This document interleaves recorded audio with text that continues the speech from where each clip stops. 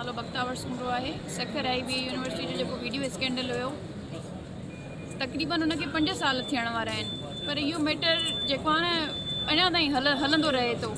इन्हनि मुंहिंजे मथां 2021 में हिकिड़ी डिफेमेशन जो केस फाइल कयो हुयो 50 करोड़ जो, कि हिन असांखे असांजे इदारे खे डिफेम कयो आहे। त उन केस खे हिननि 2.5 साल छिकियो केस। उन वक़्तु बि इहो केस न पिया ख़तमु करनि, पर उहो केस बि मुंहिंजे हक़ में आयो। वरी उन केस खे जेको आहे न अञा छिकण जे लाइ अपील में आया हाई कोर्ट में। हिननि 2024 में उन जजमेंट खे चैलेंज कयो आहे। अॼु उनखे 2 साल थियण वारा आहिनि, लेकिन उन अपील खे नथा हलाइनि। हर डेट ते उहो डेट वठनि था, कॾहिं उन्हनि जो कोई वकील बीमार आहे, कॾहिं उन्हनि जी फैमिली में शादी आहे।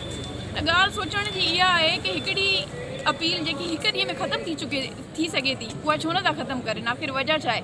मतिलबु त ईअं थी सघे थो त उहे कूड़ा आहिनि, पाण खे सही साबित नथा करे सघनि, हिकिड़ी छोकिरी खे कूड़ो नथा साबित करे सघनि। इन जे लाइ उहो टैक्टिक्स था हलाइनि, डिलेइंग टैक्टिक्स। त लिहाज़ा कोर्ट अॼु उन्हनि खे डायरेक्शन ॾिनी आहे त तव्हां लिहाज़ा केस हलायो, डायरेक्शन ॾियो, न त असां ऑर्डर पास कंदासीं।